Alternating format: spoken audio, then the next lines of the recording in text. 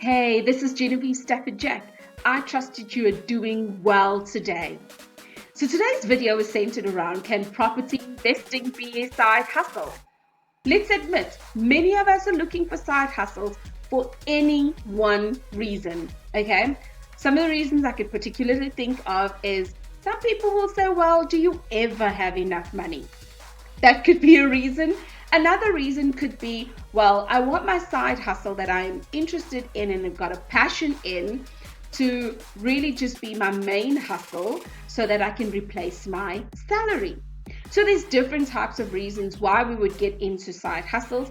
And today I'm going to be unpacking particularly around property investing and how property investing as a side hustle can become your main hustle.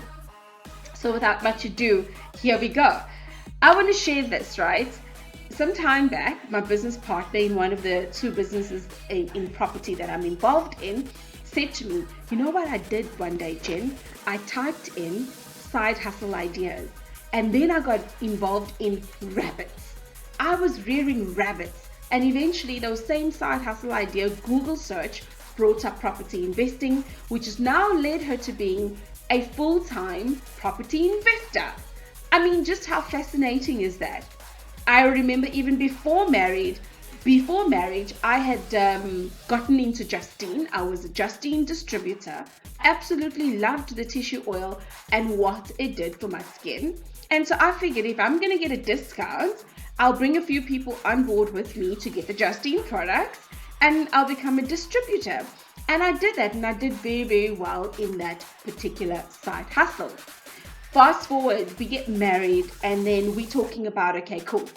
Our incomes are cool. We are going to go to a greater, bigger picture in our life, but we're going to look for a side hustle because, if anything, I know 10 years later in marriage, my husband and I are serial entrepreneurs. If there's anything we knew from when we met each other, that we've got the entrepreneurial spirit. So very, very soon into marriage, I think it was something like, so we found our house before getting married. We both were in our different places, and we worked out that if we sign and do everything that we need to do, by the time that is done, we'll be able to start our new life as Mr. and Mrs. in our new house together. New territory. And as soon as that happened, we opened a business in car rentals. And I mean, we barely were on honeymoon and we were busy working on our side hustle in terms of car rentals.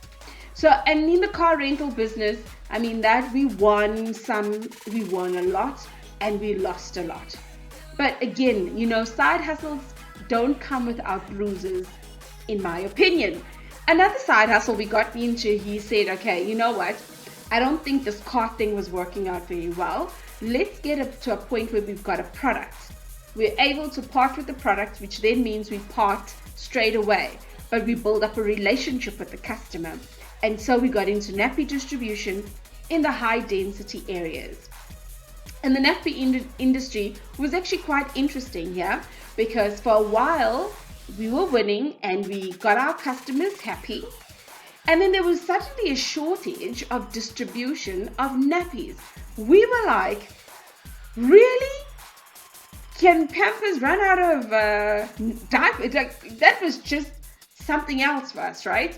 So our distributors at one stage kind of ran dry for whatever reason was happening in the economy at that time. So when Pick n Pay would have a sale, guess what we would do? Yeah, we would be the people, or maybe the reason why a place like Pick n Pay will say only 3 per customer, because we went and we don't take all of those Pampers and we went to go and do what we needed to do. But nonetheless, as we progressed in side hustles, and this, guys, all while we were busy with our 8 to 5 job, we had gone into chicken farming. And many of you know the story of the chicken farming, and if you don't, I'm going to stick a video somewhere up here or a link to the video that shares with you about our chicken farming disaster. But it was good when it started. It really, really was good until somebody in our circle was not trustworthy and they did not tell us the truth. And the truth of the matter is somebody's chicken was sick that infected our chickens. and 5,000 chickens later, and a whole lot of other stuff that goes with it. But nonetheless, in that, while we are on the search of, okay, cool, so that's not going to work out. Now we're in all of this glorified debt. Now where to? And this is how we got into property investing. And in terms of property investing, I truly believe that your side hustle can become your main hustle. When we got into property investing, our reason for going into property investing is that it was going to help supplement with big pockets of money, right, to finish off a certain debt. And that was our reason. And this brings me to something that I really would love for you to consider. When you get into something, most people want to find that they are ready. I truly believe ready is a lie to keep us stuck where we are. Because if you have got your reason for starting something, reasons, I believe, come first. Because if you've got your reason, you always have got this thing in the front of your mind as to why you're doing what you're doing. Results come second. Because while you're pushing to do what you're doing or wanting to do, the results will come. And constantly, this is what we had gone through, is that our reason for starting in property investing was to help cover debt. The results came, but to such a point that today, as we sit, it's over a year that my husband is a full-time property investor running his own property investing company, right? And that wasn't part of the plan. But when we pushed hard enough because we had our reason in front of us, which was debt, a motivator of note, right? It brings results because you keep on saying, okay, I've gotten involved in this. So I got the education. Now that I've got the education, I need to exercise this education. And then you start working out the bumps and the guidelines and all sorts of stuff that you've learned in the classroom that you want to try and apply in real life scenario. And then you start thinking, oh my God, there's more hurdles I need to go through. And that is exactly what we did. We worked through the terminologies and the training information and until we got to a point where the results kept on coming in, and that is what made us make the switch one day with property investing. So my question, like I started at the beginning of this video, why are you looking for a side hustle? We looked for a side hustle so that it could help us with creditors. It has now become our main hustle. And that's what we do in a day-to-day business. I'm involved in 2 different property investing businesses. However, I must add this because I think I'd be unfair if I didn't. I must add this, that I too still have a side hustle. But this side hustle is more of a passion than, hey, I need my side hustle to become a main hustle. Because now, what used to be, which is property investing, the side hustle is the main hustle. It's what gets our blood going and it gets the excitement going. And I know that at one given point, I felt like I could sing hallelujah, you know, that kind of moment, like because of the winning, because of the results. I had my reason motivating me to get the results that I needed, right? But now my side hustle is to play with the passion inside of me. I enjoy software testing. I enjoy anything to do with code. So I started learning JavaScript. It's challenging of note. So I go there back piece by piece. I built a simple calculator. I do simple little scripts, right? And that gets me excited. But what I didn't realize is that 12 years being a software tester in that particular space of life would help me build websites, will help me understand funnels a lot more, and will help me help others around me within this particular space. So I may not commercialize and throw out there that I do websites and things like that because that's not my first and foremost thing.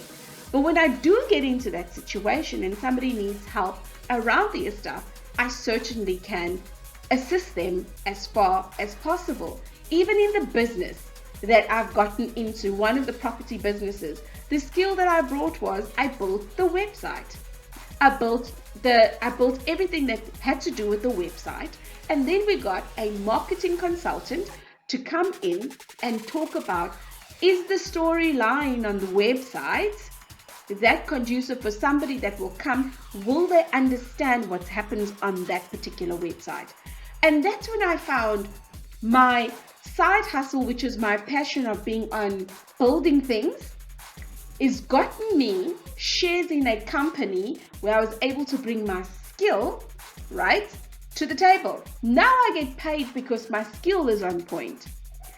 So I want to end this video asking you, when you get into your side hustle, what is your bigger picture, right?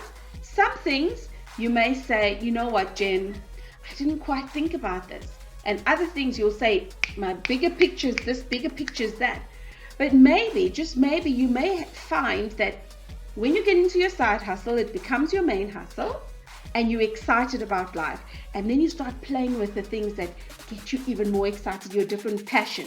Whether you play with code or not play with code, it doesn't break the bank, or it doesn't stop the bank from rolling in the numbers, okay? But you do get excited that you've got this other little thing, Yana, that you've got on the side.